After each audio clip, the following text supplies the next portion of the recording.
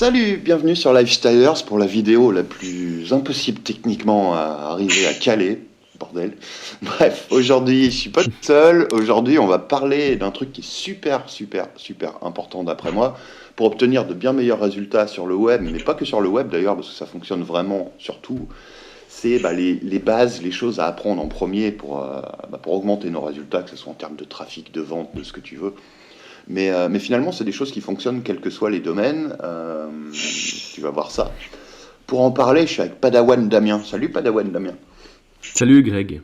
Alors, comment je dois t'appeler? Je dois t'appeler Damien, je dois t'appeler Damon, parce que maintenant... Ouais, c'est mon nom de plume, tu vois, parce que Damien Pugin, ça fait un peu fribourgeois, tu vois, de Suisse. Ouais. Donc Ouais, j'ai un peu l'accent. parce que les gens comprennent bourgeois en France, hein, tu sais. Ouais, mais nous, tu vois, on dit ça joue, on dit pas ça va. D'accord. Donc, ça joue. Nickel. Bon. Tu voulais qu'on papote un peu de toutes ces choses-là. Toi, en fait, alors pour la petite histoire, hein, vous avez peut-être vu Damien, il est déjà passé sur un coaching live, il a lancé un site qui s'appelle Upcrawler. Je l'avais coaché pendant quelques temps. Et puis maintenant, tu es parti sur un autre projet un petit peu. Ouais, alors bon, je garde la musique. Ouais. Et puis, moi, c'est quelque chose qui m'intéresse vraiment, c'est toute la partie psycho, cognitive, sociale. C'est des outils qui sont extrêmement intéressants justement pour analyser. Enfin, moi, ce que j'adore, c'est la pensée humaine. Moi, je sors en soirée, c'est avant tout, je me pose, je regarde les gens et puis j'essaie de comprendre ce qui se passe. Pas des maths, des classes, je suis un peu comme ça. Alors, Je suis un peu un pète. c'est pas ce que tu m'as dit sur les meufs juste avant. Bref. Ouais.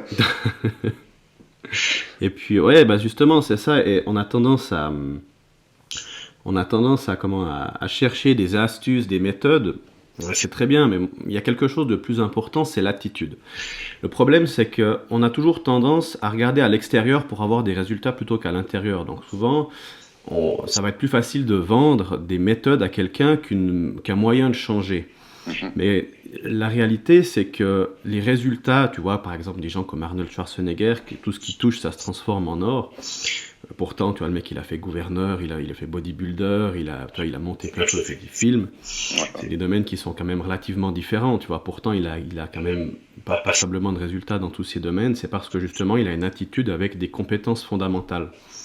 Et puis, toi, typiquement, si on prend le sport, le bodybuilding, si tu as le choix entre avoir l'attitude parfaite avec une mauvaise méthode ou bien une attitude merdique avec la plus belle méthode du monde, tu sais pertinemment avec la bonne attitude, tu vas tenir sur des années. Tu vois, si tu n'avais qu'à simplement à cliquer sur un bouton pour contrôler parfaitement tes émotions et jamais faillir, même avec une mauvaise méthode, tu tiens des années, tandis qu'avec comment dire, une bonne méthode, mais une attitude de merde, en quelques semaines, tu as déjà abandonné, comme la plupart des gens, tu vois. Donc l'idéal, effectivement, c'est d'avoir les bonnes méthodes et la bonne attitude. Mais quitte à choisir, il faut déjà commencer par avoir une bonne attitude.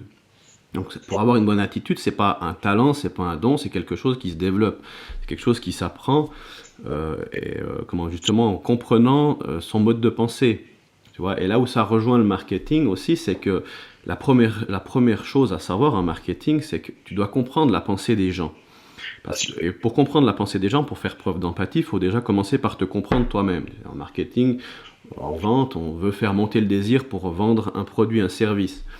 Mais si tu n'arrives déjà pas à t'automotiver à faire monter ton propre désir, comment tu veux faire monter celui des autres, tu vois? Donc c'est déjà un peu là le souci. Et c'est ça que j'ai vraiment envie d'enseigner, toi, ces compétences de base. Parce que dès que tu comprends ça, pour faire de la persuasion, dans tout un tas d'autres domaines, ça devient beaucoup plus simple aussi. Alors putain, je suis complètement d'accord avec toi. J'ai même failli me barrer, aller faire une promenade et te laisser parler tout seul, parce que tu présentes bien le truc. Clairement, ce qui est le plus important en marketing, c'est pas les techniques, c'est vraiment les principes. On va y revenir après. Par exemple, c'est apprendre la persuasion, j'en parle tout le temps, c'est un exemple tellement évident. Mais apprendre la Ouais. persuasion, les techniques de copywriting, les techniques de vente, ça fait que finalement, quel que soit le produit que tu as à vendre, quel que soit le projet, toi, si quelqu'un qui change de projet, bah, c'est ton cas. Enfin, tu gardes ton autre projet, mais tu en lances un autre à côté. Mhm. Du moment où tu maîtrises la persuasion, tu peux tout vendre. Et ça va pas changer, parce que c'est un principe. Voilà. C'est pas... Exactement. Et puis même, la persuasion en soi, déjà, elle vient de cette compétence à comprendre la pensée, à comprendre le cerveau, Ouais. comment se comportent les gens, tu vois. Donc déjà, là, tu as déjà une couche supplémentaire. Clairement, Souvent, pour moi, je vois ça comme des couches d'abstraction. C'est ce que je dis tout le Et, temps avec ce que j'appelle la connaissance de son marché. Mais ouais, Mhm. c'est développer cette compréhension des réactions des gens, de ce qu'ils pensent, de ce qu'ils voient, de comment ils jugent les choses, de leurs problèmes. Vraiment arriver à se mettre dans leur peau finalement. Cette Ouais, capacité d'empathie, j'avais parlé de ça il y a longtemps dans un contenu. Je parlais de quotient émotionnel au lieu de quotient intellectuel. C'était ça qu'il fallait développer. Enfin, ouais, exact. parmi tant d'autres. Mais travailler sur cette compétence-là, en marketing, ça va t'aider, mais 100 000 fois plus que d'apprendre la dernière technique qui te permet de récupérer 3 inscrits de plus à ta mailing list. Exactement. Euh, Et d'ailleurs, tu vois, si tu apprends, alors je dis pas avoir deux, trois techniques pour justement augmenter ton taux de conversion, c'est pas une mauvaise chose en soi, je veux dire. Seulement, tu apprends à convertir un peu mieux en mail, avec les mails en faisant une présentation un peu différente, j'en sais rien, la façon de présenter ta phrase, ça va peut-être t'aider dans ce domaine, mais c'est pas une compétence qui va pouvoir t'aider dans beaucoup d'autres domaines, tu vois, contrairement à savoir apprendre, enfin, apprendre la pensée humaine, qui en plus est une compétence qui va durer, elle va pas changer, je veux dire, le cerveau humain évolue tellement lentement que le jour de notre mort, les principes seront toujours les mêmes, tu vois, tandis que ces techniques de conversion, elles auront changé. alors, le principe du mail, c'est peut-être pas le meilleur exemple, parce que les mails, ça évolue pas. Le format texte, Non, mais je veux dire, mais le mail, il va évoluer plus vite que le cerveau humain tout de même, tu vois. Non, mais c'est vrai. c'est sûr. Mais on reste sur la technique de rédaction. C'est comme arriver à parler devant une caméra, toi, ça change pas énormément. Ouais, c'est comme, oui, bien sûr. Ouais. Après, ce qui va. Non, de toute façon, je dis pas que c'est pas utile, je dis simplement que, tu vois, c'est comme le marketing, pour moi, c'est le toit de la maison, et les gens, ils cherchent à s'abriter alors qu'ils ont encore pas les fondations en construisant un toit. Mhm. Ouais. Tout Moi, c'est simple. l'exemple que je prends souvent quand je parle de positionnement web, de savoir Mhm. à qui tu veux parler, qui tu cibles, qui sont tes clients idéaux, les gens avec qui tu as envie de travailler, les gens qui finalement vont être les prospects les plus à même d'être intéressés par tes solutions, que ce soit Mhm. du produit, service, coaching, peu importe. Mais On en revient à l'empathie, justement, à ce niveau-là, de toute bah, façon. ouais, c'est une forme d'empathie, c'est de la Mhm. compréhension de ce que tu fais, pourquoi tu le fais, et pourquoi tu veux le faire de telle façon, de manière à ce que ça parle un maximum, tu mettes ça en face des gens à qui ça va parler, et qui sont finalement pré-convaincus. Voilà, C'est comme, c'est exact, voilà, tu vas pas exact. vendre un ordinateur dernière génération à une grand-mère de 85 ans, c'est complètement débile. Voilà, c'est la même chose. Finalement, la persuasion, enfin, on dit quand on fait de la vente, c'est même pas de la persuasion qu'on doit faire, c'est plus de la compréhension. Parce que la majorité de l'argumentaire, c'est réussir à te mettre à la place de l'autre et qu'il comprenne que tu l'as compris. Et une fois qu'il est là, il dit mais putain, c'est exactement ce que je vis. Ouais. À partir de là, il t'a toute son attention et t'as plus qu'à reformuler le problème pour lui apporter une solution. Il va attendre que tu lui fournisses quelque chose. Si tu le fais pas, il va presque être frustré, tu vois. Plus Donc, 89 points pour Padawan Damien là, sur ce coup-là. Non, c'est trop ça. C'est clairement ça. En persuasion, 95% du boulot pour faire un produit, une offre qui va vraiment fonctionner, c'est pas la rédaction de la page de vente ou de tourner la vidéo de vente. C'est déjà connaître son marché suffisamment pour trouver une offre, ce que les gens veulent, ils ne le savent pas forcément, ça c'est encore autre chose, mais quelque chose qui va répondre à un besoin pénible, urgent qu'ils ont, voilà, quelque chose qu'ils veulent vraiment. c'est là qu'on en vient à la légitimité. Vas-y, excuse, ouais, il faut me dire ta gueule. Il y a de ça juste après. Tu veux avoir vraiment une offre voilà, que les gens veulent et mettre ça en face des bonnes personnes. Ça, c'est la première partie du truc. Si ton offre est pourrie, ça vient même avant l'empathie. Toi, si tu proposes une offre qui correspond pas aux gens à qui tu montres ça, je prenais l'exemple complètement con de vendre un ordinateur dernière génération, je sais pas, un ordinateur de gaming, là, tu sais, le truc de jeux vidéo, à la grand-mère qui a 84 piges. Toi, voilà, t'auras beau être le meilleur copywriter du monde, le meilleur vendeur du monde, T'as pas un gros marché, effectivement. voilà, tu vendras jamais. Donc, tu pars de l'offre. Si t'as que ça, c'est la base. Si t'as pas une bonne offre et que tu la mets pas en face des bonnes personnes, tu vendras pas. Si l'offre est Voilà. non, tu peux te permettre d'avoir des compétences en marketing, en copywriting notamment, qui sont moisis et quand même bien vendre. Parce que finalement, tu donnes aux gens exactement ce qu'ils veulent et tu sais ce qu'ils veulent. Et j'en suis le parfait exemple parce que tu vois, j'ai repris Upcrowder au début de fin 2015, début 2016. Mhm. Vous pouvez dire que j'étais vraiment un touriste du marketing à 200%. Par contre, ce que je comprenais, je pense, c'était déjà cette pensée humaine parce que je m'intéressais déjà à la psycho et tout. Ouais. Et moi-même, c'était beaucoup d'introspection et tout. Moi, je suis aussi comme ça. Pourquoi le Big Bang, machin, ça va jusque-là, tu vois, moi je suis un peu... Et puis j'ai commencé, en recommençant, en appliquant simplement, en comprenant, en appliquant cette empathie, sans même comprendre vraiment le marketing, j'avais une petite base. On pourrait quand même dire que j'étais vraiment un touriste, j'ai eu quand même des très bons résultats, tu vois, finalement. Ça part de là, et la plupart des gens apprennent le marketing, ils vont chercher, ils vont commencer à calculer leur taux de conversion et tout, mais ils sont même pas passés par cette phase de comprendre les gens. Ouais. Et c'est là où je voulais en venir aussi avec la légitimité, parce que tu sais, tu as basiquement deux façons de proposer un service ou un produit. Soit tu pars de toi-même en résolvant des frustrations que tu as eues toi, ce que fait un coach, typiquement comme toi et moi. Soit tu montes une entreprise et puis que tu vas répondre à un besoin du marché, mais que tu n'es pas forcément toi dans ce cas-là. Donc à ce moment-là, il faut faire des études de marché, il faut commencer à comprendre, se mettre à la place des gens, et c'est beaucoup plus dur parce que tu n'as pas eu ta propre expérience, tu vois. Ouais. Et Après, par contre, c'est un peu casse-gueule quand tu te prends pour le prospect. Tu vois, le produit qui va ouais. toi n'est pas forcément le produit qui va aider les autres. Faut faire gaffe à ça, hein, quand même. Je tiens à mettre une petite parenthèse là-dessus, quoi. Ouais, effectivement. Alors après, il faut réussir un peu à extrapoler. Mais si tu pars déjà, je veux dire, tu vois, toi, moi, je blogue, par exemple, dans la psycho, je résous des frustrations. C'est comme je parle de mon expérience aussi à un moment donné où je dis, bon, j'ai résolu ce problème-là. Je sais pas, je voulais me lever à 10h tous les matins. Maintenant, c'est chose faite. Je suis sûrement pas le seul dans ce cas-là, mais j'ai la légitimité d'en parler parce que je suis passé par là. Maintenant, je sais exactement ce que ça fait de se lever à 10h tous les matins, parce que des fois, on se fait une idée de comment et de quoi, et finalement, c'est totalement différent. Et voilà, donc la légitimité, elle est aussi dans le sens où si t'as pas encore fait les choses, c'est difficile d'en parler à quelque part. Et je vois énormément de monde justement sur le web qui, parce qu'ils ont lu 3 bouquins, ils pensent qu'ils peuvent réenseigner ça parce qu'on leur a peut-être dit, ou bien c'est comme font les profs à l'école, je vais écrire un article à ce sujet-là que je t'ai fait lire l'autre jour. Ouais. Voilà, c'est encore une fois, c'est cette question de légitimité et d'empathie. Finalement, c'est deux choses fondamentales, et on a tendance à répéter comme des perroquets ce qu'on entend sans même vérifier ce qui fonctionne. Et aujourd'hui, on se met à lire, à apprendre beaucoup de choses. Mais le problème, c'est qu'il y a énormément d'infos, mais la plupart de ces informations, elles sont que du perroquettage, si tu veux, de ce qui a déjà été dit, sans même être retesté, simplement parce qu'on veut vendre un livre, parce qu'on veut aussi se faire sa petite place. Donc il y a beaucoup d'infos, mais ça devient très difficile de faire la part des choses. Encore une fois, pour ça que c'est extrêmement important d'en revenir finalement aux fondamentaux. Tu vois ? Ouais. Ouais, donc complètement d'accord. Bon, après, je ne vais pas dézinguer une fois de plus les 557 000 blogueurs qui se lancent parce qu'ils ont lu 3 livres sur le sujet ou qui importent en copier-coller ce qui se fait aux États-Unis sans même comprendre exactement pourquoi la personne explique ça comme ça, l'expérience qu'il y a derrière. Et si t'as pas... Oui, alors, on n'est pas là, je suis pas là pour émettre un jugement là-dessus. Je suis là pour leur dire c'est génial parce que rien que l'idée qu'ils aient envie d'enseigner aux autres, moi je trouve ça super. Seulement, c'est plutôt de leur dire, ok, tu veux, par exemple, je sais pas, comme moi, tu veux enseigner la psycho ou le changement, se changer.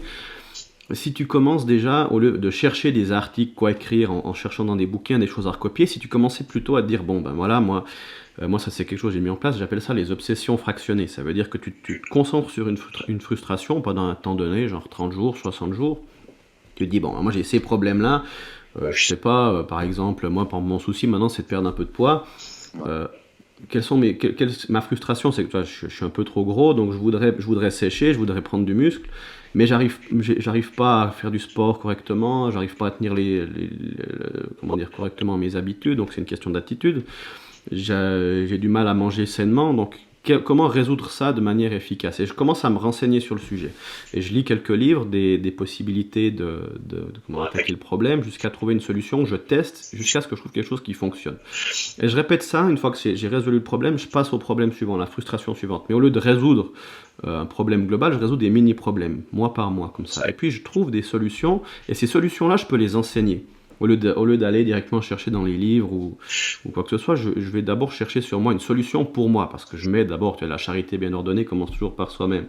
Et pour commencer par aider, il faut d'abord grandir. C'est très juste. Après, j'irai même plus loin. Idéalement, pour partager un concept, des techniques, des choses comme ça, des méthodes, une méthode tout simplement. Mhm. Voilà, une méthode qui permet de résoudre un problème. Si tu veux être légitime, il faut non seulement avoir testé la chose pour soi et que ça fonctionne, Mais avoir eu des résultats, ouais. avoir eu des résultats. Sinon, c'est clairement voilà, de la vente de rêve et de la publicité mensongère. Mhm. Mais il faut aussi l'avoir fait appliquer à d'autres personnes et que ça ait fonctionné. Moi, c'est un Voilà, ouais. que j'utilise, enfin, c'est une façon de procéder que j'utilise pour quasiment tout ce que je fais sur Lifestylers. Mhm. Partager un truc dans une formation, si ça a marché, que pour moi.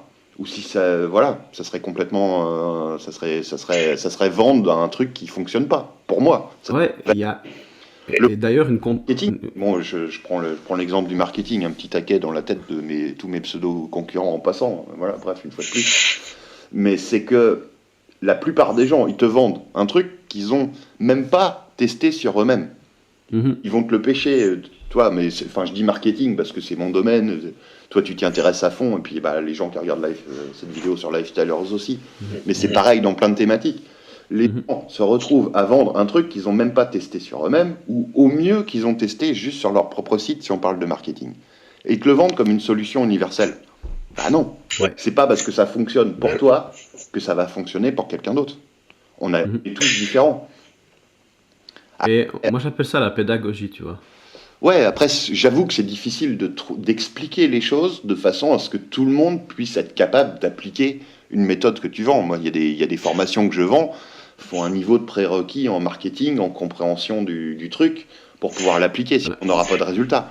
Mais bon, C'est là où j'en reviens justement, parce que pourquoi ça fonctionnerait pour quelqu'un et pas pour quelqu'un d'autre? Ouais. Très souvent, alors en dehors, il y a les circonstances, mais après, par exemple, tu vois, tu as un blogueur, je veux dire, à peu près le domaine, alors il faut tester, mais tu as quand même beaucoup de similitudes. Après, ce qui va changer, encore une fois, d'une personne à l'autre, c'est cette attitude, c'est ses croyances sur elle-même.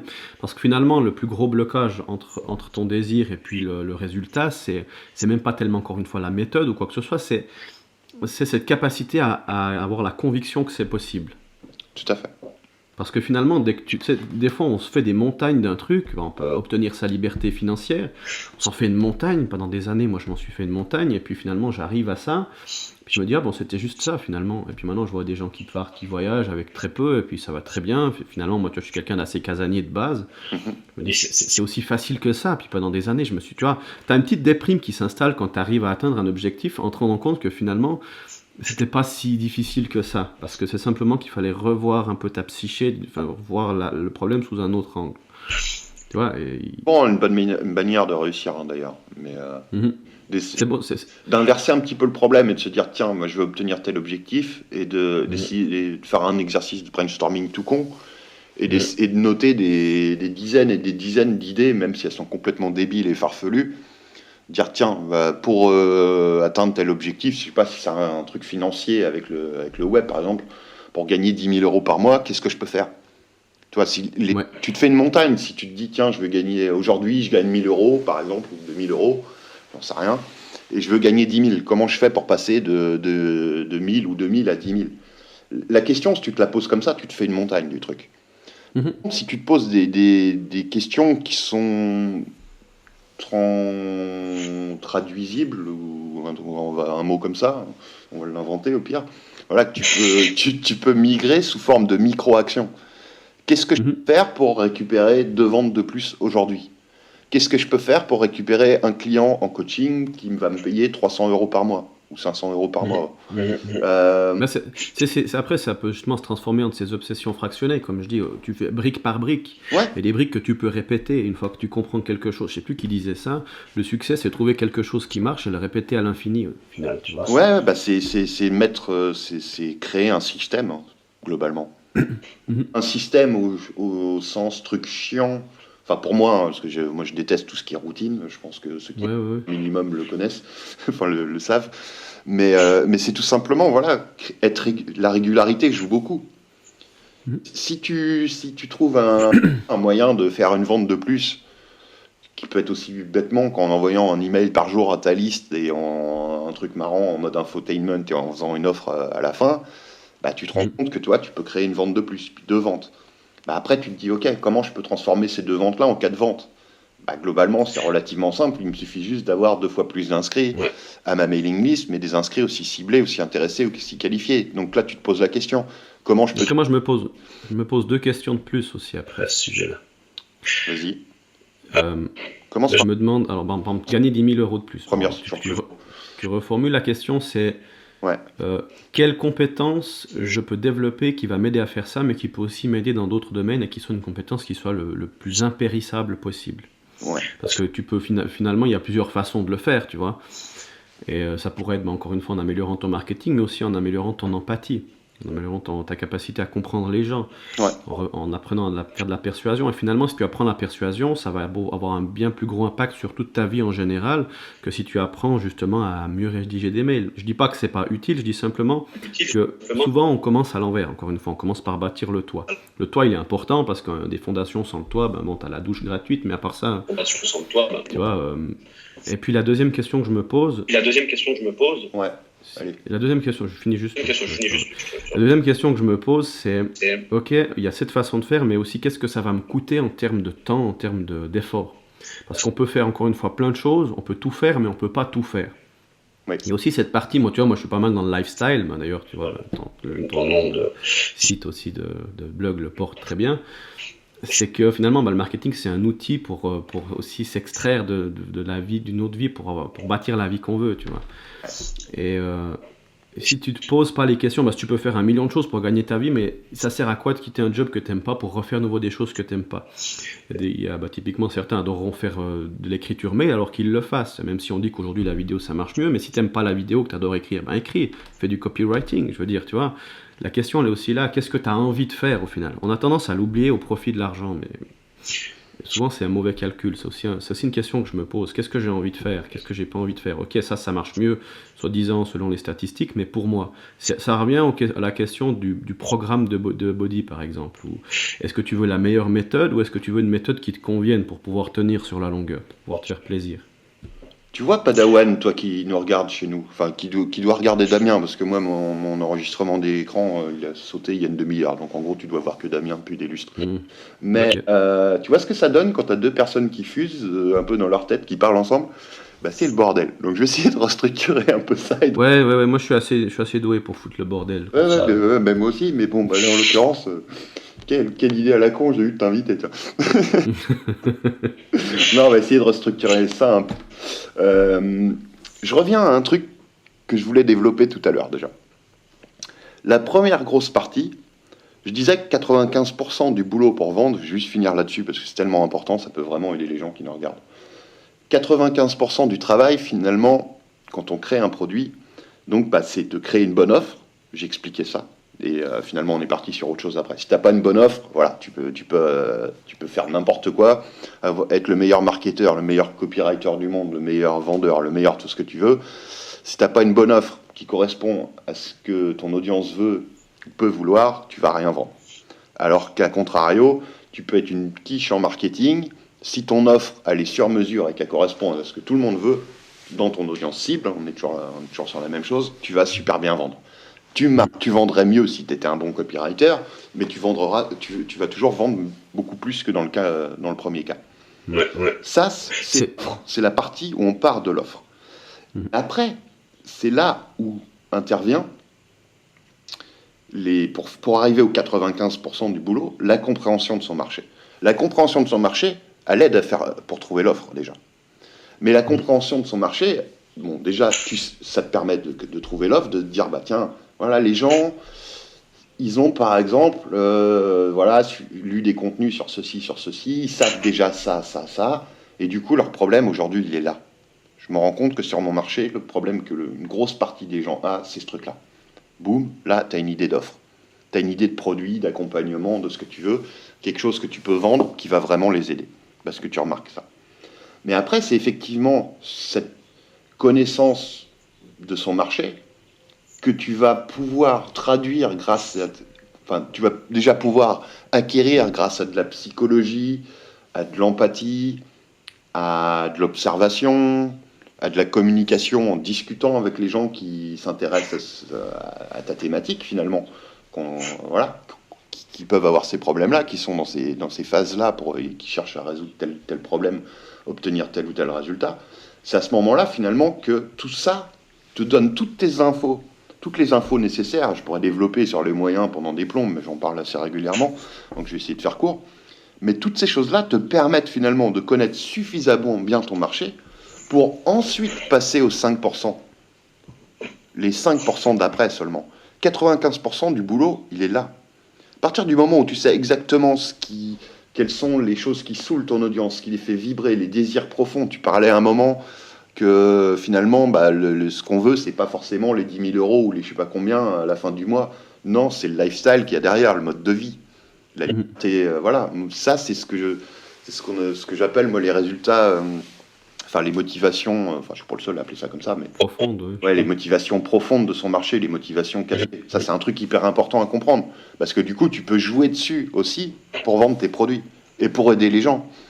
Mais tous ces trucs-là aussi. Ou proposer des solutions alternatives qui arrivent finalement au même résultat, tu vois. Ça, c'est Voilà. aussi très intéressant. Solutions alternatives, et puis aussi, tu as la question des problématiques intermédiaires. Les gens, ils sont au point A, ils veulent aller au point Z, et tu comprends que le point Z, c'est pas avoir 10 000 euros par mois, mais c'est peut-être, si on prend ton cas, je sais pas, bosser 3 heures par jour, bien vivre du web, mais surtout pouvoir voyager à temps plein et faire de la musique. Je dis pas que c'est ton cas précis, mais on schématise. Bah voilà, on sait déjà que le point Z, c'est ça, et c'est pas les 10 000 euros ou les 5 000 euros par mois. Après, quels sont tous les points au milieu, le point B, le point C, le point D, qui empêchent ça? Ouais. Et tout ça, souvent, c'est des bonnes idées de produits. Ouais. L'argent, c'est une excellente illustration du channeling, je trouve. Oui, Parce que L'argent, le channeling, bon, c'est le fait d'associer un désir justement à un objet, un truc. Et ben l'argent, tu peux l'associer à plein de choses, parce qu'avoir de l'argent, t'associes ça à avoir un style de vie différent, avoir une belle voiture, une maison, tu vois, tout est relié à l'argent. Juste petite parenthèse comme ça, j'ai pensé ça l'autre jour, j'avais même jamais fait tu vois. Le rapprochement, mais C'est vrai que c'est exactement ça, quoi. Donc finalement, on parle d'argent, mais c'est parce que il y a déjà l'association qui a été faite dans la tête de nos prospects. Ouais. Mais si on Des sait fois, l'argent amène. Oui, ça, on peut les amener ailleurs.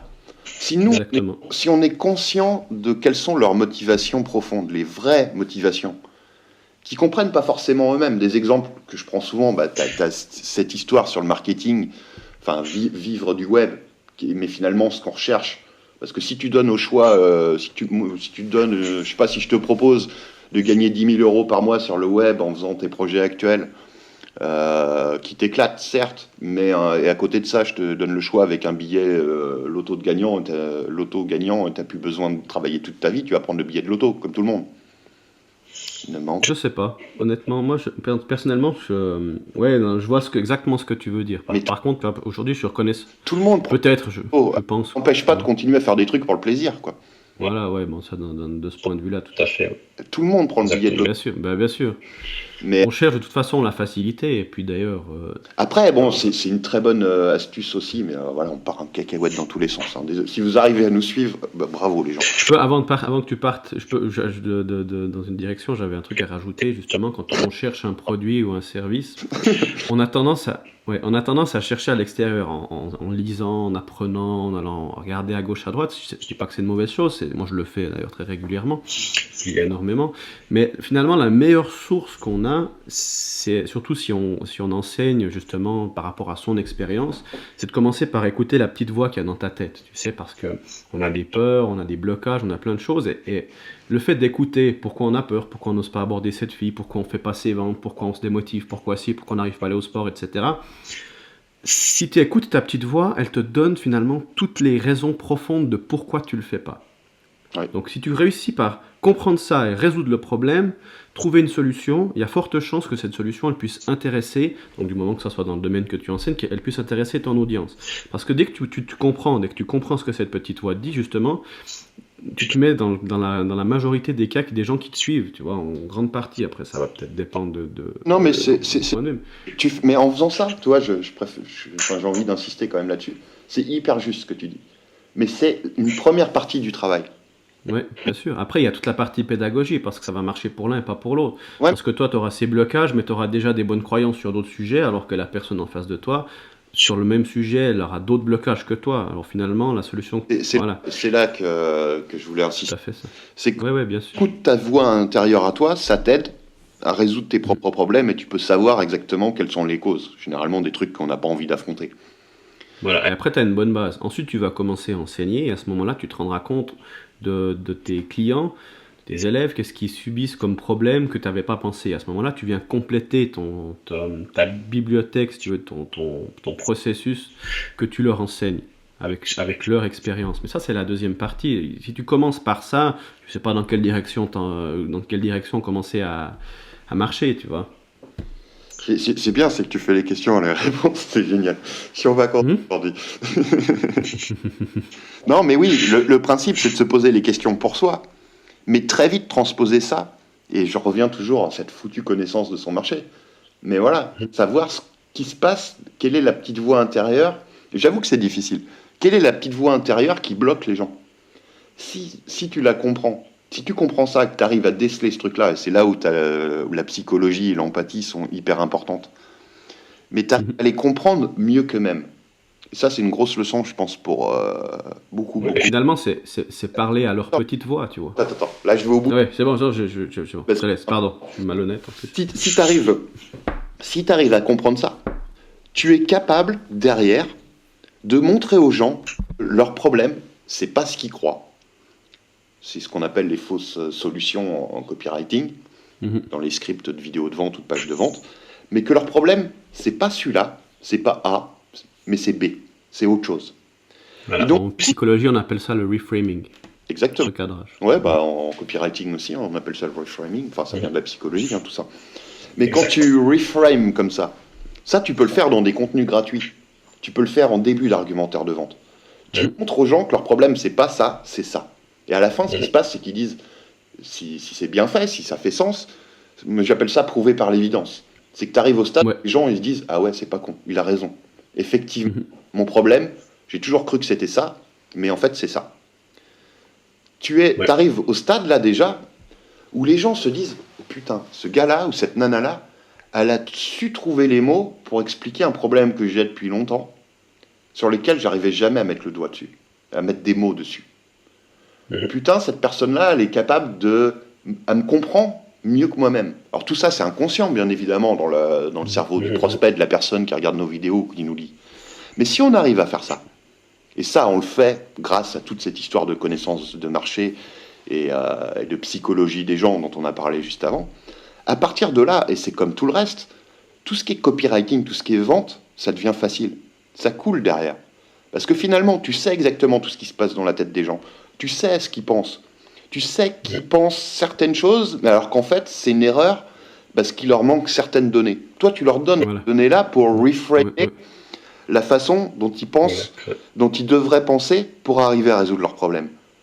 Et en parlant de reframing, moi j'ai aussi envie de nouveau de faire le parallèle sur la légitimité. Alors, c'est une question plus que je vais te poser, mais je pense... Juste après, s'il te plaît. Je termine juste. Ah, excuse, je cru que t'avais... Pardon. Pas de souci, juste après. Autant pour moi. Et à partir du moment où tu as tout ça, après, t'as plus que l'emballage à faire. Le produit, voilà, tu sais où ils sont exactement, tu sais ce qui les bloque, donc tu peux leur donner une méthodologie beaucoup plus facilement qui va vraiment les aider à résoudre leurs problèmes ou atteindre les résultats qu'ils veulent que si tu n'avais pas toute cette connaissance que tu as avant. Ça change tout. Donc là, c'est ce que tu veux. Tu sais pas, t'enregistres ta formation, tu écris ton e-book, tu prépares ton programme de coaching, enfin bref, le truc que tu as avant, tu fais comme ça. Et une fois que c'est enregistré, tu as tout en tête exactement pour faire un bon copywriting, même si tu sais pas mettre les choses dans l'ordre. Même si tu vas pas utiliser la structure en 17 plus 2 points qui permet où tu parles d'abord de ça, puis de ça, puis de ça. Finalement, ça, c'est pas grave. Parce qu'à partir du moment où tu comprends tout ton marché, bah, t'as les mots, t'as les bugs qui se passent dans leur tête, t'as leurs problèmes, t'as ce qu'ils croient, ce qu'ils croyaient, les fausses solutions, les trucs qu'ils ont testés, t'as le pourquoi ils sont pas parvenus jusqu'ici à résoudre leurs problèmes. T'as ce qui croyait être la bonne solution, et puis t'as cette histoire, parce que t'as compris avec le reframing, ce dont ils ont vraiment besoin, qui est complètement différent de ce qu'ils croyaient. Et t'as finalement toutes les objections qui vont se passer dans leur tête. Ils vont se dire, ouais, mais moi, est-ce que je suis capable de faire ça? Moi, c'est ceci, moi, c'est cela. Donc, du coup, tu peux les casser dans ton argumentaire, ces objections. Enfin, je vais prendre conscience qu'ils en sont capables. Ouais. Je vais pas continuer, parce que sinon, je te ferai toute une structure d'argumentaire de vente. Et puis, voilà, ça serait sans doute super intéressant, mais ça serait long. Mais Voilà, le truc oui. là, c'est que vraiment, j'insiste sur les 95% du boulot, finalement, c'est avant même de créer le produit, de l'enregistrer, et avant même de le vendre. Que ce soit en webinaire, en page de vente, en hologramme, en ce que tu veux. Mhm. Tout est... Ouais. Ouais. T'avais une question, puis on va peut-être arrêter là-dessus. C'est passionnant, mais sinon, la vidéo Ouais. durait 551 encore. Ouais, on est à 35 minutes. Ah, ok. Ouais, alors, finalement, moi, ça, c'est un truc que je réfléchis beaucoup. Ce point de vue légitimité, finalement, c'est aussi ce qui va, selon moi, te faire vendre le plus. Oui. Parce que quand tu tombes, je veux dire, souvent tu achètes les produits parce que c'est la personne en question. Le même produit avec le même argumentaire, la même audience, deux personnes différentes, on va choisir la personne par légitimité, tu vois. Parce qu'on la connaît, parce qu'elle nous a déjà prouvé qu'elle était capable de résoudre nos problèmes. Il n'y a pas que ça, mais c'est un critère hyper important, ouais, clairement. Voilà, parce que finalement, dans toutes les vidéos la question qu'on devrait se poser quand on tourne une vidéo, avant tout, c'est comment montrer qu'on est légitime. Ouais. Parce que surtout quand tu démarres, tu vois, par exemple là je lance ma chaîne, j'ai très peu de monde qui me suivent. Je veux dire, la première chose que tu fais automatiquement, tu regardes le nombre de personnes qui écoutent tes conseils. Tu dis, bon, bah, le mec il a 50 personnes qui le suivent sur Facebook, 30 sur YouTube.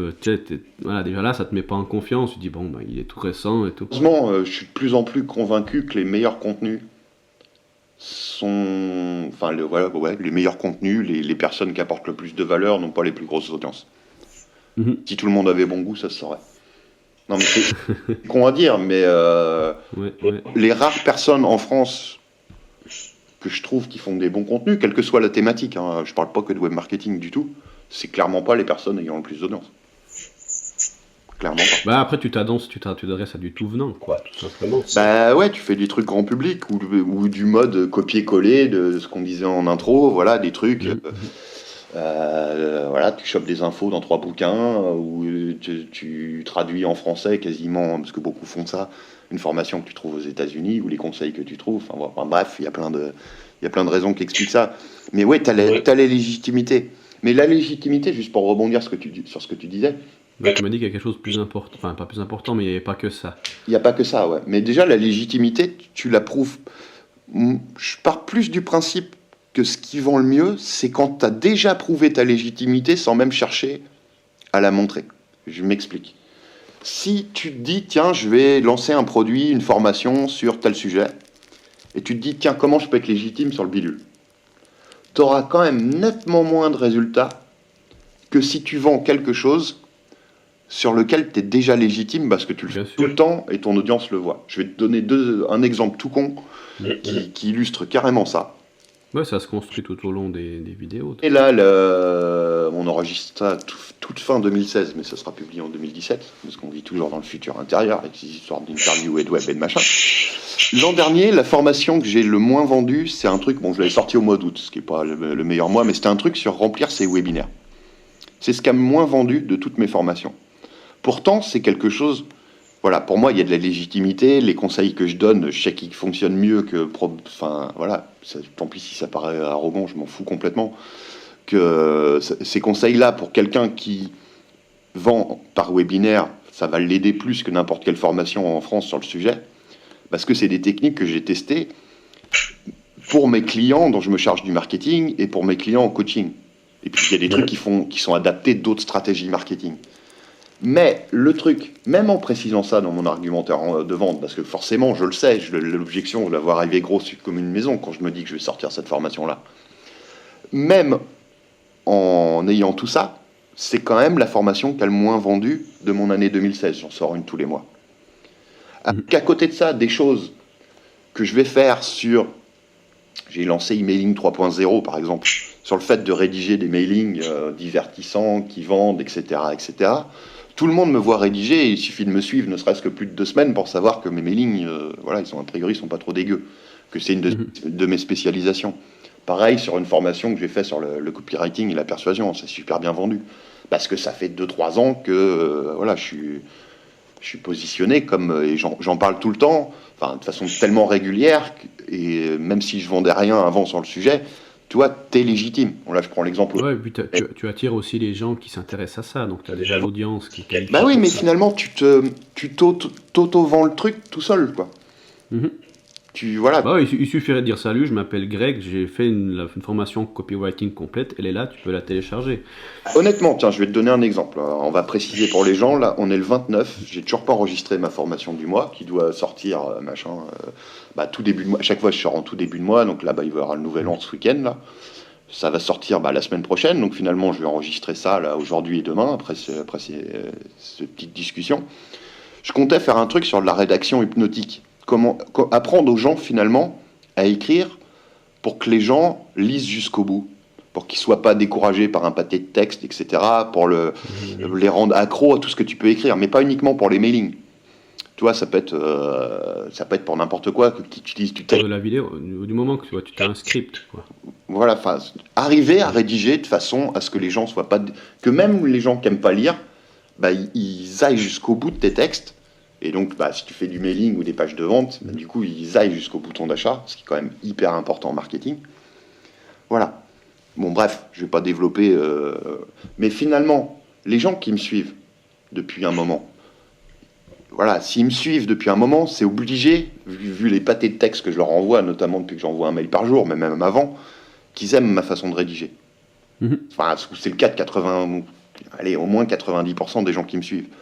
Du coup, finalement, je vais juste à leur dire, et ça se trouve, c'est ce que je vais faire, parce que là, je suis bien blindé par le temps, entre les coachings, les marketing pour mes clients, et puis au bout d'un moment, tu satures un peu, et les fêtes, c'est bien possible que je fasse quasiment pas de page de vente, quoi. Genre, voilà, je vais présenter ça dans quelques mailings, et puis il y aura juste une petite page qui résumera 2-3 promesses, et en mode, comme tu dis, voilà, c'est Greg, j'ai fait une formation sur comment mieux rédiger pour le web, pour être lu, y compris par les gens qui n'aiment pas lire, et jusqu'au bouton d'achat, que ce soit à la fin de ton mailing, la fin de la page de vente, ou sur un statut Facebook, ou n'importe quoi. Bim, c'est dispo ici. La légitimité qui est là depuis un moment fait que ça se vendra probablement mieux que quelqu'un qui aujourd'hui se prétend expert sur tel sujet. C'est comme si moi demain je cherchais à vendre une formation sur le référencement alors que j'en fais pas sur mon site, toi. Et pourquoi on ne trouve pas de formation sur la légitimité? C'est pas une demande du marché, ou pourtant c'est censé être au cœur, tu vois? Tu vois, ce genre de formation, je le vois pas. Ou comment construire sa légitimité quand on comprend que finalement, je vois énormément de personnes qui n'arrivent pas à faire ça. Ça serait une formation qui pourrait aider beaucoup de monde, mais est-ce qu'elle intéresserait le marché ou pas? C'est une bonne question. Souvent, quand tu regardes ton marché, le marché du web marketing, ce qui se passe, souvent, c'est les questions que les gens vont se poser, c'est comment être crédible, comment trouver son expertise, comment devenir un expert. Et après, c'est comme tout. Le problème, c'est que ce qu'ils vendent, et on en revient à ce qu'on disait au début, c'est des techniques magiques et rapides, et pas les grands principes. C'est pour ça que c'est le genre de formation qu'ils ne vendraient pas forcément. Ou alors, faudrait que ça soit caché dans l'information en leur promettant autre chose qui correspond à ce qu'ils veulent tout de suite maintenant. Là, ça pourrait marcher. Parce que la légitimité, c'est la base de tout, quoi. C'est comme si je te fais une formation sur la connaissance du marché, c'est probablement le truc le plus important et le meilleur truc que je puisse apprendre à n'importe qui en web marketing. Et le truc que j'aurais aimé comprendre plus vite, plus tôt, et que j'aimerais maîtriser encore mieux que ce que je maîtrise. Tu vois, s'il y a un truc, sur lequel continuer à progresser, à passer du temps, c'est là-dessus que je vais le passer. À mon avis, je suis pas prêt d'arriver au bout, quoi. Voilà, et après finalement c'est la qualité de ton reframing qui va aussi pouvoir permettre parce que nous, notre job en fait, c'est de comprendre ce que les gens veulent et ce que les gens ont besoin, ce qui est deux choses différentes, et puis de réussir à faire le recadrage justement pour leur donner envie de ce qu'ils ont le plus besoin, en utilisant leurs désirs. Finalement, quand ils ouvrent la formation, ils se rendent compte de ce que tu leur apportes, la vraie valeur de ce que tu leur apportes. C'est là toute notre difficulté en réalité. C'est la difficulté, mais là encore, tout est beaucoup plus facile si tu as fait tout le processus de réflexion qu'il y a autour de cette compréhension du marché dont on parlait juste avant, quoi. À partir de là, quand tu te poses toutes ces questions-là, tu as tellement de données, tu as tellement d'infos que tu n'as plus qu'à les trier et puis ça coule tout seul, quoi. Enfin, moi, c'est vraiment comme ça que je fais tous mes argumentaires de vente, hein. Pour Lifestylers, pour mes clients dont je me charge du marketing, quand j'aide les gens en coaching, ou quand on me commande une page de vente. C'est vraiment, Mhm. j'essaye de comprendre le marché du mieux que je peux et me poser toutes ces questions-là et aller gratter au fin fond du cerveau des gens des questions qu'ils osent pas se poser eux-mêmes ou des trucs qu'ils disent jamais. Parce que globalement, c'est toujours comme ça que ça se passe, quoi. Ouais. Bon, parce que tu vois, après, justement, si je disais, si tu fais pas ce recadrage, tu te retrouves à vendre ces techniques un petit peu magiques, c'est qui brillent, sans apporter la vraie solution au final, parce que tu veux pas te casser la nénette. Mm. Voilà, tu te mets à vendre comme enfin. J'appelle la différence entre ce qu'ils veulent et ce dont ils ont besoin. Voilà, bah justement. C'est Une très bonne c'est technique pour exactement ça, je vais vous montrer l'exemple, avec un exemple juste pour un contenu gratuit. Mais ça marche exactement pareil dans un produit. C'est exactement le même système. C'est un peu le principe du sandwich, quoi. Enfin, voilà, t'as une partie, t'as la garniture au milieu. T'as tout ce que veulent les gens, ce qui les attire, ce qui est sexy. Ça, ça va être ton titre. Par exemple, toi, tu crées un contenu, une vidéo, un mail, peu importe. Tu crées un contenu gratuit, tu les accroches avec un titre qui correspond à ce qu'ils veulent. Tu leur expliques dans ton contenu que pour avoir ce qu'ils veulent, bah, il y a ce souci-là. Parce que toi, tu le comprends, ce souci-là. Parce que tu connais ton marché, tu connais comment ça se passe, t'es un expert sur ta thématique. Tu sais que finalement, pour avoir ce qu'ils veulent, eux, ils pensent qu'il faut X, Y, Z, alors qu'en fait, le souci, il n'est pas là. Ce dont ils ont besoin, c'est différent. Et du coup, si tu fais comme ça, tu arrives à les intéresser à ce que, finalement, à ce qui n'est pas du tout sexy sur le papier, comme la compréhension de son marché, par exemple, et à leur démontrer que c'est de ça qu'ils ont besoin. Et après, tu refais le lien que finalement, bah, en apprenant ça, en maîtrisant ça, en allant chercher là-dessus, c'est comme ça qu'ils vont obtenir ce qu'ils veulent. Donc, Ouais. une démarche en 3 temps. C'est le recadrage, ouais. Ouais, une démarche en 3 temps. Tu les accroches avec ton titre et ta promesse en début de contenu par ce qu'ils veulent. Tu leur montres que pour avoir ce qu'ils veulent, il faut qu'ils comprennent bien que ce dont ils ont vraiment besoin, c'est ça et pas ça. Tu leur expliques, tu leur prouves, tu leur démontres. Bah, finalement, comme j'ai fait pendant cette discussion sur la connaissance de son marché, voilà.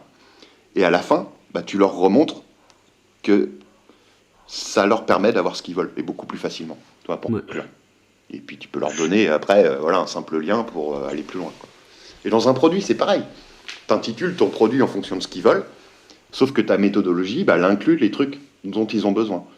Alors que si tu intitulerais ça autour de ce dont ils ont besoin directement, mais qui n'est pas sexy, tu vendrais pas. C'est finalement, t'es très je pense pas que ce soit tricher ou mentir aux gens, pas du tout. Non, pas du tout. C'est qu'en gros, tu les attires par ce qu'ils veulent, mais dans ton produit, bah, tu leur fais bien comprendre que oui, tu vas leur donner la méthode pour avoir le résultat. Mais que par contre, bah, pour avoir le résultat, le meilleur moyen, c'est de passer par telle étape, telle étape, telle étape, telle étape, qui sont peut-être pas sur le papier, mais c'est comme ça que ça marche. Et que ça fait. Toi, d'après ton marketing, je vois, tu le fais d'ailleurs, tu vas le dire clairement que c'est pas ce qu'il y a de plus sexy, mais les résultats sont là, tu vois. Tu vas leur dire que tu pourrais leur vendre ça, les petites techniques qui brillent comme certains marketeurs le font et que ça marcherait très bien pour toi, mais c'est pas ce que tu veux. Toi, tu veux les aider. Bah, ouais, j'aime bien, j'appelle ça acid marketing. Quand j'arrive le soir et que je vais me coucher, je sais pas, quand j'ai fait 2 coachings dans ma journée ou 3 et que j'ai aidé les gens ou que j'ai je sais pas combien de retours par email de gens que ça a vraiment aidé, ouais, plutôt que de regarder mon compte bancaire. Et les deux, les deux sont, faut arrêter les conneries, les deux sont très conciliables. Tu peux vraiment aider les gens, et super bien gagner ta vie. Après, moi, tu vois, c'est ce que j'appelle le heart marketing, le marketing du cœur. C'est au lieu de convertir les clics, tu convertis les cœurs. Je vais finir là-dessus parce qu'après ça va être très long la vidéo. Ouais, puis après on fait un petit résumé en gros de qu'est-ce qu'il faut apprendre pour avoir des résultats. C'est un peu la question de base. C'est pas mal égaré, mais bon, c'est toujours intéressant justement de laisser un petit peu flotter comme ça. Voir au lieu de se dire bon quelle couleur je vais mettre le bouton en dessous, bon maintenant on a moins le souci avec les réseaux sociaux, mais le titre et tout, c'est des choses qui sont importantes pour la conversion, qui sont mesurables. Mais finalement, ce qui est vraiment important, c'est la personne qui est en face, qui tombe sur ton contenu. Qu'est-ce qu'elle va ressentir en voyant ce que tu proposes? Tu vois, et moi, je vois ça comme une balance. Le cerveau, il fonctionne globalement comme ça. Et ça, c'est aussi un truc à comprendre si tu veux vendre. Plaisir, douleur. Ouais. Donc, c'est toujours dans l'instant présent. Et c'est pour ça qu'on doit ramener notre offre aussi dans le moment présent pour dire que tu auras des résultats maintenant, tu auras ça. Et puis, si tu appliques la méthode, à terme, tu auras ça. Mais tu dois toujours aussi te concentrer sur une part de moment, de maintenant. Et rajouter de la douleur s'il n'achète pas et du plaisir s'il achète. Ça, c'est aussi quelque chose que tu dois associer. Mais ça, c'est valable pas seulement pour vendre, c'est valable à chaque interaction que tu as avec ton visiteur. Parce que typiquement, le mec, à l'époque des blogs, maintenant ça se voit de moins en moins, mais tu arrives sur la page où tu lis un article, paf, tu l'inondes avec un pop-up après 15 secondes. Si tu penses en termes de cœur, alors en termes de conversion ça va marcher, mais en termes de cœur, qu'est-ce qui va se passer? Le mec, ça va le faire chier, tu vois. Peut-être qu'il y en a qui vont s'inscrire. Mais globalement, tu ennuies ton visiteur. Est-ce que tu lui montres? Je suis plus intéressé par t'avoir dans ma mailing list pour te vendre un truc que pour t'aider et puis te prendre par la main, tu vois. C'est un petit message et puis tu rajoutes une brique chaque fois comme ça. Et la question, c'est est-ce que tu veux qu'il t'apprécie ou bien est-ce que tu veux simplement son adresse mail et puis après tu écris à des gens finalement qui sont un peu saoulés, tu vois. Je dirais même pas est-ce que tu veux qu'ils t'apprécient, je dirais est-ce que tu veux les aider. Commence par Voilà. Parce que le fait qu'ils t'apprécient, ça va être la conséquence directe. Exactement comme les ventes sont une conséquence directe à partir du moment où tu fais le max que tu puisses pour aider les gens qui te suivent. Bien sûr. C'est juste une conséquence. Après, je le tourne comme ça parce qu'on pourrait se dire oui, mais s'il est dans mon adresse mail, après je pourrais l'aider. Mais c'est plutôt vraiment de faire preuve de cette empathie. Qu'est-ce que la personne va ressentir en te voyant? À quel moment tu vas lui faire chier? Puis tu vois ça comme une balance. Chaque fois que tu vas lui offrir un contenu de valeur, de qualité, tu vas gagner des points. Et chaque fois que tu vas le saouler avec quelque chose qu'il désire pas forcément avoir, tu vas perdre des points. Et puis on a tendance à penser, soit on lui fait chier pour vendre parce qu'on vend de manière agressive, soit on lui offre pour lui faire plaisir.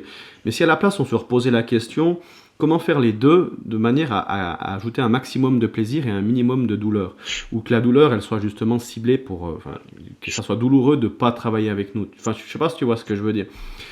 Encore une fois, là on peut faire un 150 trucs, mais je le fais pas parce que la vidéo jusqu'à ce soir.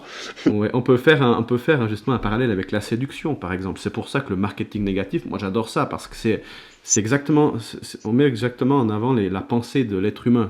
Fuis-moi, je te suis-moi, je te fuis. Si on montre à quelqu'un qu'on a besoin de lui, il va vouloir fuir automatiquement. C'est génétique, enfin, je veux dire, on est programmé comme ça. Alors après, les références exactes de pourquoi on agit comme ça, il y a des croyances, il y a une part humaine, j'en sais rien. Mais le fait est que c'est comme ça. C'est juste de l'intérêt de faire du marketing d'attraction et de répulsion en même temps. Ce qui est intuitif à l'esprit de la plupart des gens, c'est exactement comme le positionnement, le ciblage. On a tendance à se dire, ah oui, mais si je cherche à parler qu'à cette toute petite fraction de la population uniquement, je vais beaucoup moins vendre. C'est de la... Et moi, j'aime beaucoup. Au contraire, on va tellement bien répondre aux besoins des gens, tellement bien les aider parce qu'on les connaît tellement. Et voilà, que les comptes J'appelle ça avoir des standards. Avoir des standards. C'est comme en séduction. On te dit, je sais pas si tu as suivi un peu, tu as étudié un peu le sujet, la première chose à faire aux yeux de la nana, c'est de te positionner comme quelqu'un de valeur. Démontrer ta valeur de manière indirecte, sans parader, sans te la péter, vraiment en montrant qu'est-ce que tu vaux. Première phase de la séduction. C'est de positionner en termes de valeur. C'est un peu le principe de se positionner avec une certaine légitimité. Si tu dis que la fille, ça correspond à tes prospects, finalement, la façon de faire avec tes prospects, c'est la même chose. Et puis la baise, en fait, c'est la vente, si tu veux bien. Tu vois? Et moi, j'aime bien. Mais le truc, c'est qu'à un moment donné, si tu cours après la fille, tu lui montres que tu as besoin d'elle, faut voir la gueule des nanas que tu vas attirer.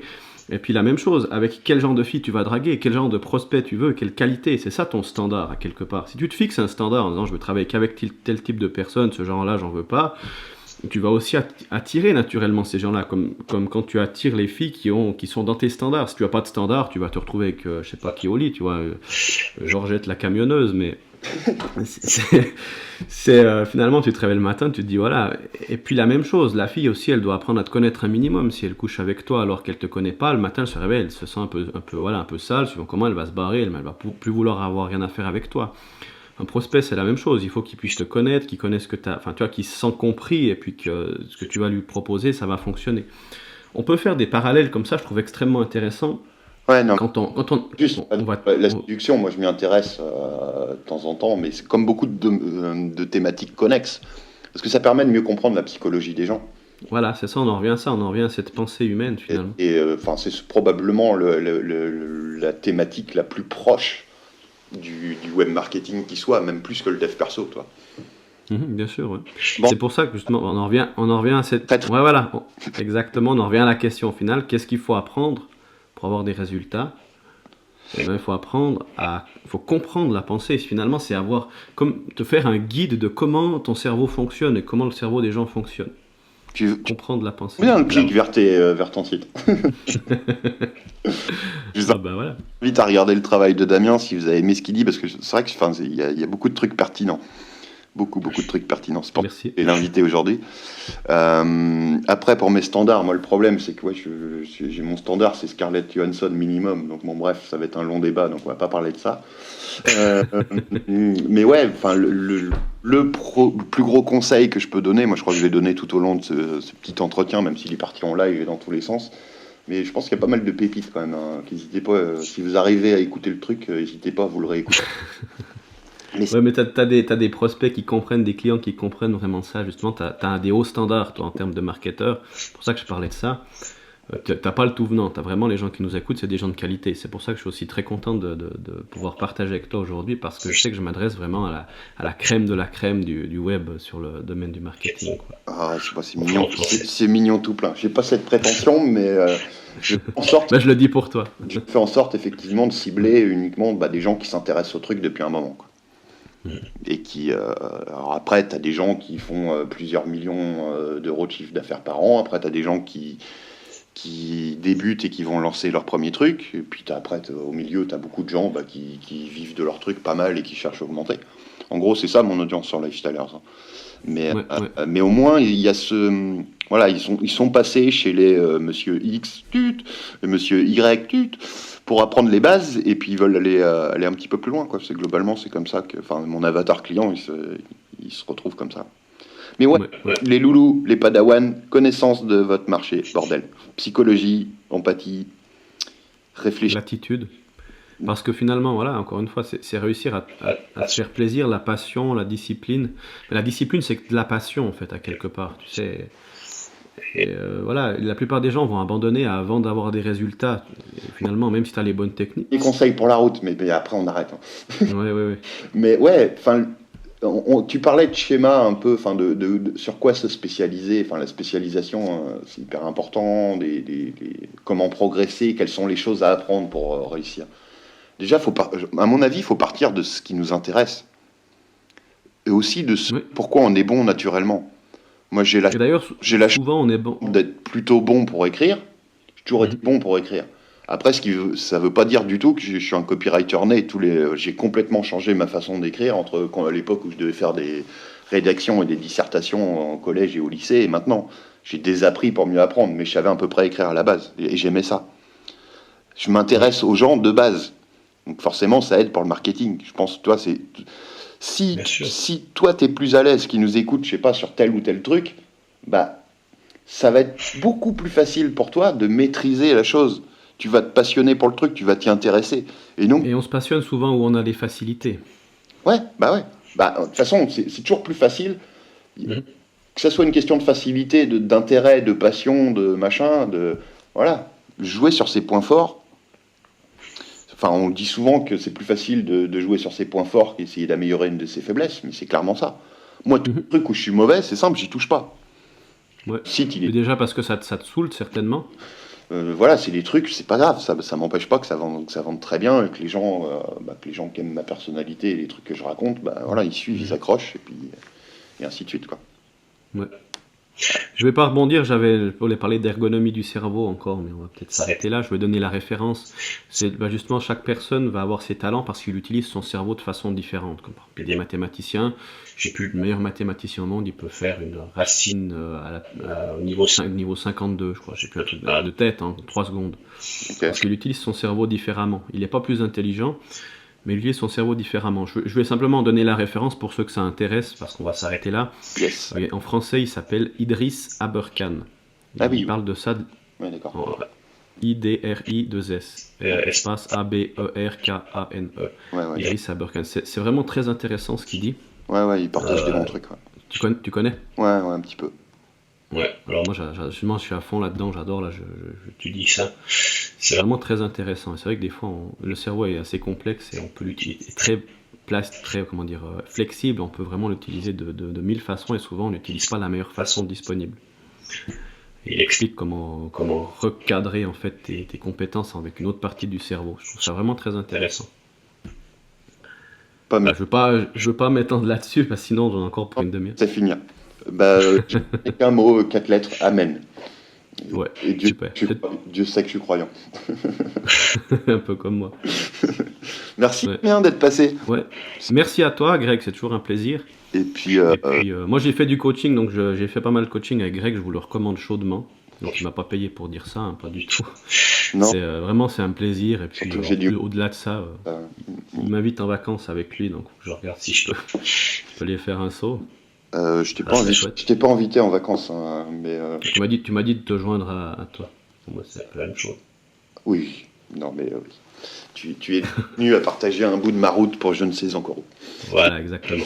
Allez, je vous dis à très bientôt. Et puis on se retrouve dans une nouvelle vidéo, plus probablement par mailing. Allez, ciao. Yes, ciao Greg. Ciao.